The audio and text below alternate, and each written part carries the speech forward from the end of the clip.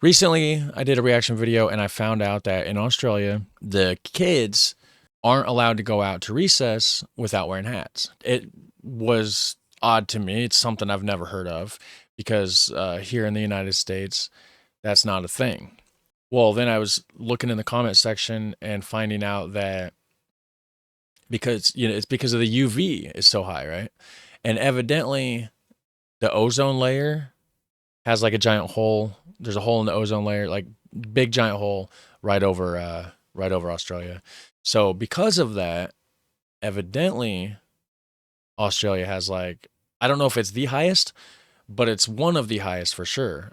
Skin cancer rates out of any other country, which sucks. It's unfortunate, but we're gonna learn why.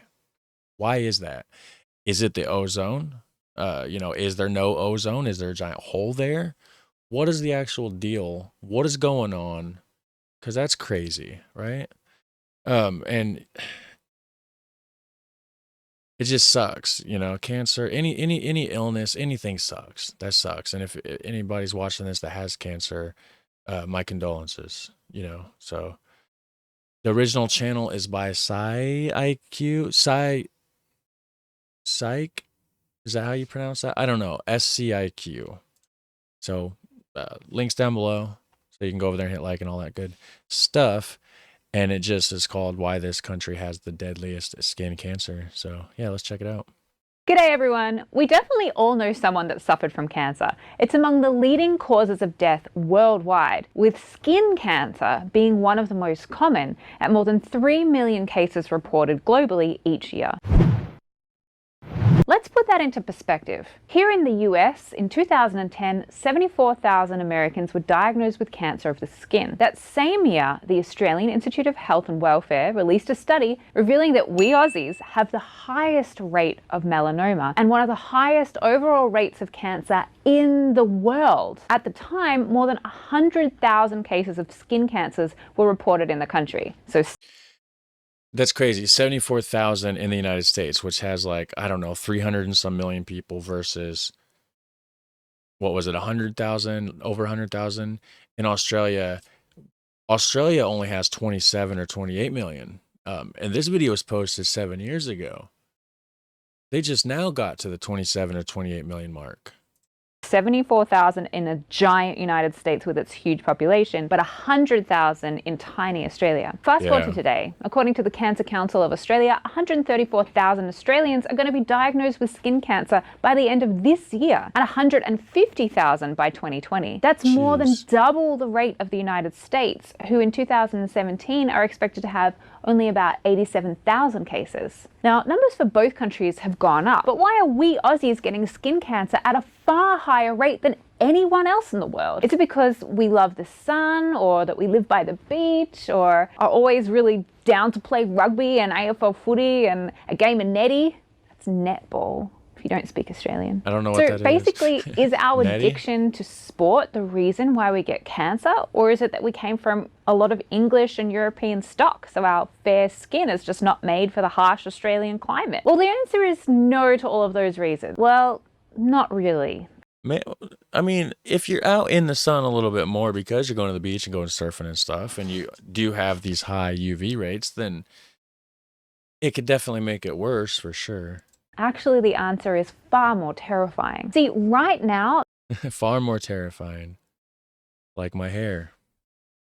Yeah, I chopped my dreads off. Long story. I hate it, but whatever. It'll grow back. There is a massive freaking hole in the Earth's ozone layer. It is ozone. You know the hole that lets the harmful UV rays in from the sun? Yeah, cool. That one. And where is that hole located? Not cool. Like, that sucks. But cool, like, I was right. Based on somebody's comment. A couple comments, actually. It was the ozone. Right over Antarctica. Cold, right? Well, hot, rather, because that massive gaping hole in the ozone layer creates an increased exposure to the effects of the sun's UV radiation. And as we know, overexposure to the sun is a contributing factor in skin cancer in particular. The harmful... Okay, so the massive ozone layer hole is over Antarctica, but is it because Australia is so close to Antarctica, it's just letting the UV come in, I think? effects of those rays are so strong that even in nearby Australia, 7,246 kilometers or 4,500 miles away, we are affected by the hole in the ozone layer. Now, this doesn't mean that scientists have discovered in their research that everyone in Australia has now all of a sudden developed cancer, or that we will in the future. Chlorofluorocarbons, or CFCs, which used to be found in aerosol spray cans, were released into the atmosphere until they were banned in 1996. However, even decades later, these... I remember that. I 100% remember that. And they used to always talk about how it's bad for the ozone layer when I was a kid, but they knew it was bad, but they were still spraying the cans. Yeah, I forgot about that. These gases, through several different chemical reactions, have caused the ozone's molecules to break down, which reduces its capacity to absorb those harmful UV rays. That's crazy too. It's like how many spray cans and stuff, you know, it's like that's what it took. Just a whole shitload of people spraying a shitload of spray cans that's got a shitload of bad chemicals in it. Like, I mean, yeah, clearly that's what done it. That's what they're saying. That's what I heard. But that's crazy that's the earth is fragile. We're screwing it up, guys. We really, really need to take a step back and calm down with what we're doing, because we are severely damaging the earth. That is a fact. I'm not a tree hugger by any means, you know, so don't try to start calling me that or anything. But I can definitely see that there's an issue, and humans are killing the earth. Just saying.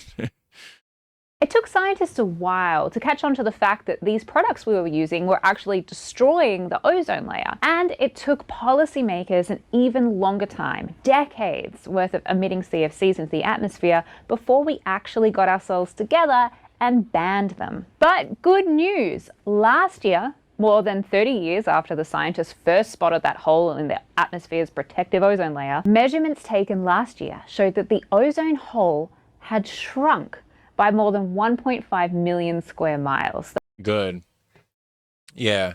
So actually banning it, stopping using the bad chemicals seems to be helping. But that doesn't matter. There's still so much more that we could be doing to better the earth, for sure.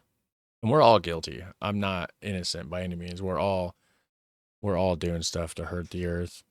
That's about the size of half of the continental United States. So that means the hole in the ozone layer is healing, and that's all happened since the year 2000. So things are getting better. But even though that's good news, I now have some bad news. There are still people, not only in Australia, but all over the world, who are suffering as a result of something else, something I like to call human-caused climate instability, or what we currently know as climate change. Check out the link to my other video on climate change here. That's completely insane, right? If we can get together and ban CFCs so that countries don't have to suffer, we can do the same for climate change. So I wonder, like, this video is 7 years ago, okay? Where's the ozone? What's going on with the ozone layer now? what do you think we should do now that we've banned CFCs and the hole in the ozone layer is slowly receding? Do you think that the ability to get together as a global community is going to help us in the... All right, the rest of it's just her asking questions. We're going to find out, is there still a hole in the ozone layer? Yes, the ozone hole still exists and is expected to recover over time. Size. In 2023, the ozone hole was the 12th largest on record, with a maximum area of 26.1 million square kilometers at the end of September. What do you mean the 12th largest on record? The ozone layer is on track to recover to pre-1980 levels by mid of the century. Very good, very good. So it's getting there. The healing process is slow because ozone depleting molecules can persist in the atmosphere for 50 to 150 years, it says. Okay, that's a long time. So, wow. Well, we're on the right path, guys, right? Hopefully it's getting better. So now we know why you guys got to wear hats. So keep wearing the hats, stay safe, put on sunscreen, go inside more, stay out of the sun, go inside, kick back, get some snacks, and watch a bunch of my videos. That's healthier for you than being in the sun. So, yeah, my videos are healthier for you than the Australian environment. You guys have a super fun, awesome day. I'll see you in the next one. Take care. Bye.